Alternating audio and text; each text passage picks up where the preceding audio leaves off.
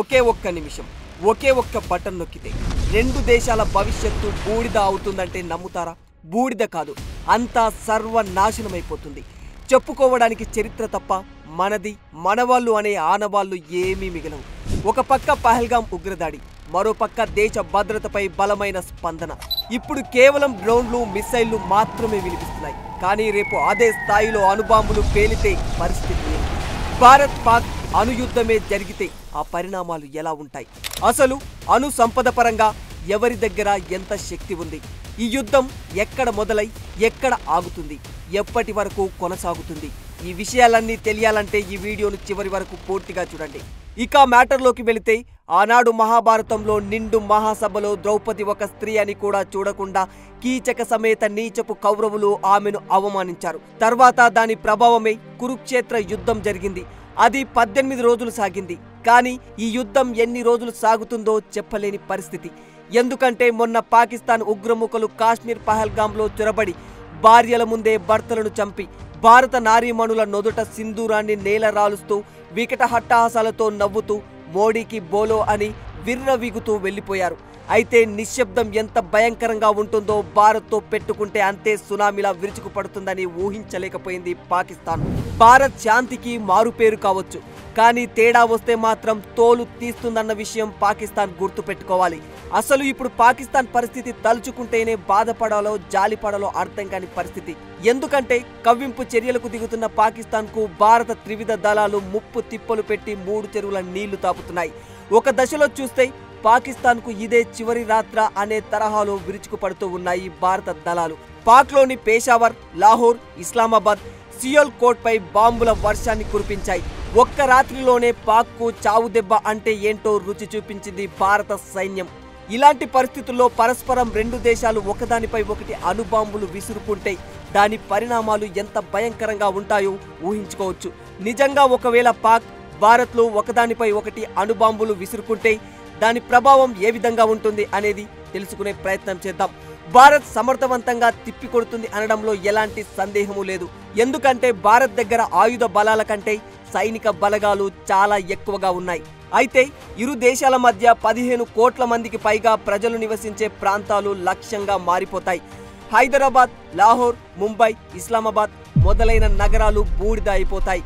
గంటల వ్యవధిలోనే లక్షల మంది మరణిస్తారు, మిలియన్ల మంది గాయపడతారు. పైగా ఆ అణుబాంబులు పేలినప్పుడు ఆ రేణువులు వాతావరణంలో వ్యాపించి సంవత్సరాల పాటు వర్షాలు తగ్గిపోతాయి. దీనినే న్యూక్లియర్ వింటర్ అని అంటారు. 2024 గణాంకాల ప్రకారం ఇండియా వద్ద సుమారు 160 అణుబాంబులు ఉన్నాయి. ఇక ఇప్పుడైతే ఆ లెక్క ఇంకా ఎక్కువయ్యే ఉండొచ్చు. ఇక పాకిస్తాన్ దగ్గర 165 అణుబాంబులు ఉన్నట్లు తెలుస్తోంది. అయితే ఇది కేవలం సంఖ్య మాత్రమే. గణాంకాల పరంగా చూస్తే రెండు దేశాలు సమానంగా కనిపిస్తున్నా ఇందులో డెలివరీ సిస్టమ్, పరిధి, లక్ష్యాలు కీలకంగా మారే అవకాశాలు ఉన్నాయి. భారత్ ట్రైడెంట్ శక్తిని అభివృద్ధి చేస్తోంది. అంటే భూమి, సముద్రం, ఆకాశం నుంచి అణుదాడులు చేయగల సామర్థ్యం పెంచుకోవడం అన్నమాట. పాక్ మాత్రం ప్రధానంగా గ్రౌండ్ బేస్డ్ మిసైల్స్ పైనే ఆధారపడి ఉంది. ఇది పాక్ కు కొంత కలిసిరాని విషయమే అని చెప్పుకోవాలి. అయినా కూడా భారత్ పై పాక్ కయ్యానికి కాలు దువ్వడం సిగ్గుచేటనే చెప్పుకోవాలి. భారత్ వద్ద అగ్ని-5 బాలిస్టిక్ క్షిపణి ఉంది. దీని రేంజ్ 5000 కిలోమీటర్లు. ఐఎన్ఎస్ అరిహంత్ ఇది India's first nuclear powered ballistic missile submarine. సముద్రం నుంచే క్షిపణులు ప్రయోగించే శక్తి దీనికి ఎక్కువగా ఉంటుంది. ఇక SU-30 MKI, మిరాజ్ 2000 లాంటి శక్తివంతమైన విమానాలు అణ్వాయుధాలతో సిద్ధంగా ఉన్నాయి. అంటే ఊహించుకోవచ్చు భారత త్రైముఖ అణ్వాయుధ సామర్థ్యం ఎంత శక్తివంతంగా ఉందో. ల్యాండ్, సీ, ఎయిర్ అన్నింటిలోనూ సమర్థవంతంగా సిద్ధమై ఉంది భారత్. అయితే పాకిస్తాన్ మాత్రం ఎక్కువగా చిన్న రేంజ్ కలిగి ఉన్న టాక్టికల్ అణ్వాయుధాలపైనే ఎక్కువగా దృష్టి పెట్టింది. వీటిని సరిహద్దు ప్రాంతాల్లో తక్షణ ప్రభావానికి ఉపయోగించే అవకాశాలు ఉంటాయి. షాహీన్ 2 ఇది 2000 కిలోమీటర్ల పరిధి కలిగిన క్షిపణి. నాజర్ టాక్టికల్ బాంబులు ఇవి తక్కువ శక్తిని కలిగి ఉంటాయి, కానీ వేగంగా ప్రయోగించగలవు. ఇక F-16 ఫైటర్ జెట్లు ఇవి అణ్వాయుధాలను మోసే విమానాలు. అయితే భారత, పాకిస్తాన్ అణ్వాయుధ సామర్థ్యాల గణాంకాలు ఎలా ఉన్నా భారత్ వద్ద లాంగ్ రేంజ్ మిసైల్స్, సముద్ర ఆధారిత వ్యవస్థలు, స్ట్రాటజిక్ స్టెబిలిటీ బలంగా ఉన్నాయి. ఇక Pakistan tactical అణుబాంబులపై ఆధారపడుతోంది.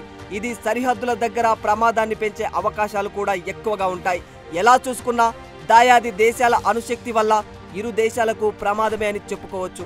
Hiroshima, Nagasaki 2 నగరాలపై America వేసిన 2 అణుబాంబులే అందుకు ప్రధాన సాక్ష్యాలు. ఒకసారి బాంబు పేలితే క్షణాలు 80,000 మంది మృతి చెందారు. ఇంకా గాయాలు, వ్యాధులు, జనన లోపాలు తరతరాలుగా వెంటాడుతూనే ఉన్నాయి.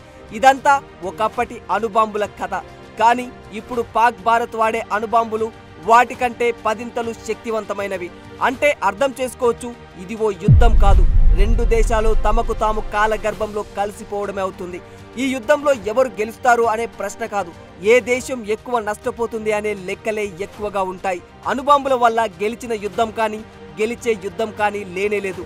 సో ఈ యుద్ధం ముందు అనర్థాలకు దారి తీయకముందే అనగారిపోయి శాంతి కుదరాలని కోరుకుందాం. జై Hind. For more videos like this, subscribe Big TV channel.